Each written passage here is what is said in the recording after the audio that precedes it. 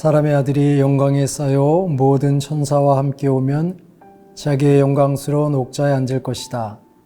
그리고 모든 민족들이 사람의 아들 앞으로 모일 터인데 그는 목자가 양과 염소를 가르듯이 그들을 가를 것이다.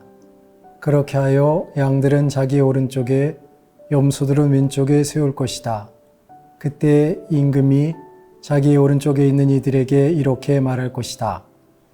내 아버지께 복을 받은 이들아, 와서 세상 창조 때부터 너희를 위하여 준비된 나라를 차지하여라. 너희는 내가 굶주렸을 때 먹을 것을 주었고 내가 목말랐을 때 마실 것을 주었으며 내가 나그네했을 때 따뜻히 맞아들였다. 또 내가 헐벗었을 때 입을 것을 주었고 내가 병들었을 때 돌보아 주었으며 내가 감옥에 있을 때 찾아주었다. 그러면 그 의인들이 이렇게 말할 것이다. 주님, 저희가 언제 주님께서 굶주리신 것을 보고 먹을 것을 드렸고 목마르신 것을 보고 마실 것을 드렸습니까? 언제 주님께서 나그네 되신 것을 보고 따뜻히 맞아드렸고 헐벗으신 것을 보고 입을 것을 드렸습니까? 언제 주님께서 병드시거나 감옥에 계신 것을 보고 찾아가 비웠습니까? 그러면 임금이 대답할 것이다. 내가 진실로 너희에게 말한다. 너희가 내 형제들인 이 가장 작은 이들 가운데 한 사람에게 해준 것이 바로 나에게 해준 것이다.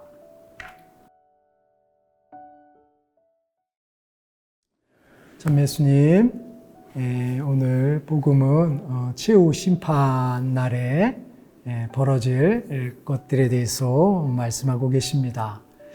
통상적으로 우리는 장례미사 때 이 복음을 자주 들어서 굉장히 익숙합니다.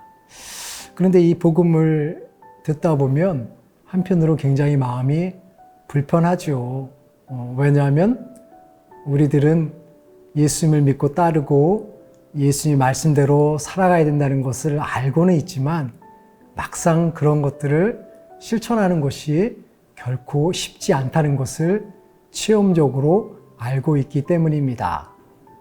실제로 예수님 말씀처럼 가난한 이들에게 도움을 주고 병든 이들에게 도움을 주고 감옥에 있는 이를 찾아가 주는 등등의 좋은 선행은 아주 좋은 것이라고 생각을 하지만 실제로 그것을 실천하는 것이 그리 쉽지 않기 때문입니다.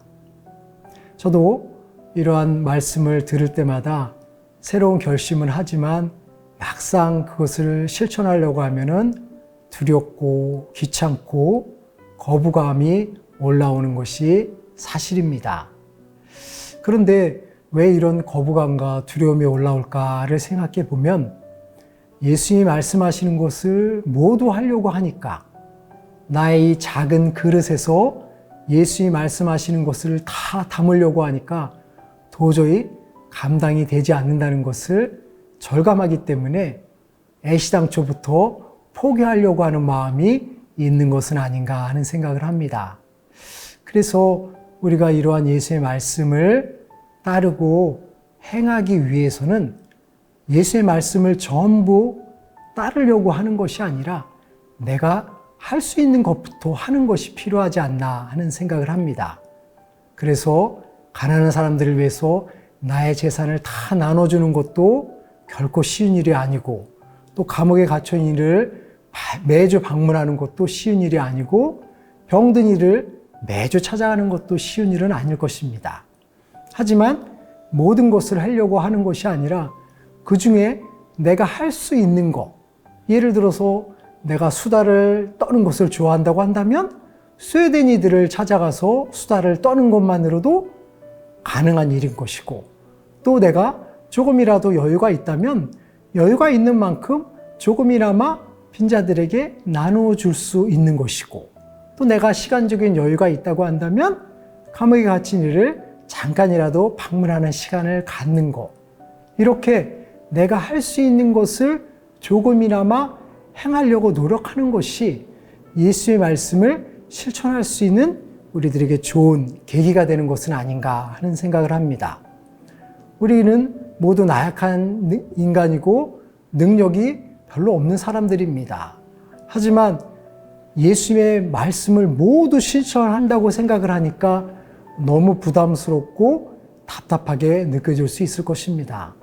그러므로 예수의 말씀을 다 실천하려고 하는 마음을 포기하고 내가 행할 수 있는 작은 일부터, 그것이 소소하고 별거 아닌 것처럼 느껴질 수 있지만 그 소소하고 별거 아닌 일이 우리의 삶을 바꿀 수 있는 좋은 계기가 될 수 있고, 우리의 그 소소하고 작은 일이 예수님을 만날 수 있는 큰 기쁨을 제공하는 단초가 될 수도 있을 것입니다.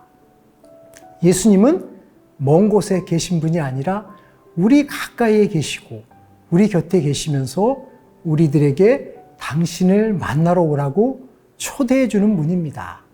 그러므로 만나기 거북한 사람을 만나러 갈 때나 행하기 싫은 일을 행하러 갈 때 부담스러움만을 느끼는 것이 아니라 그 안에 계신 예수님을 만나러 간다는, 예수님을 만날 수 있는 기쁨의 시간이 있다는 것으로 긍정적으로 방향을 바꿀 수 있다면 우리는 작은 일을 통해서도 예수님을 만나고 그 작은 일을 통해서도 기쁨을 얻을 수 있을 것입니다.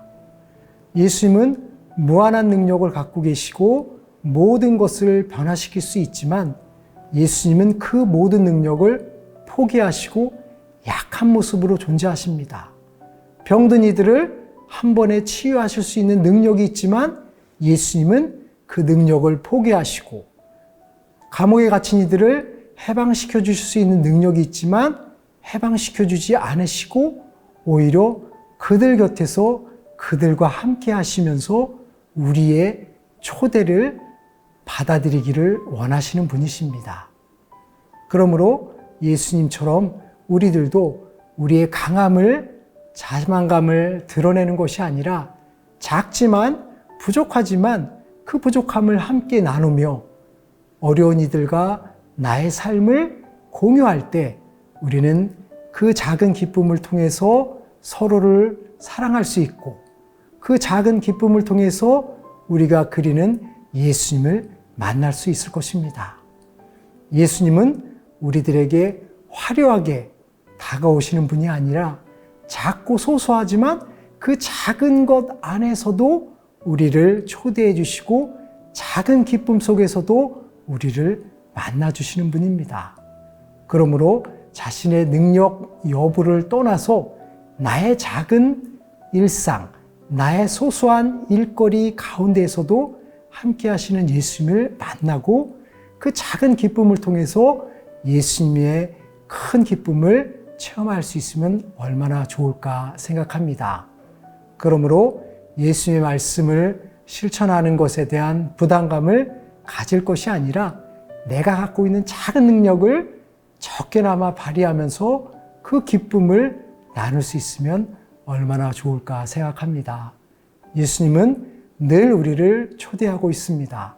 성당에서만이 우리를 기다리는 것이 아니라 시장에서도, 마트에서도, 작은 가게에서도 항상 우리를 기다리고 계십니다. 그러니 우리는 마음을 열고 작은 곳으로 다가가 우리를 초대해 주시는 예수님을 영접하는 기쁨을 맞이할 수 있었으면 좋겠습니다. 감사합니다.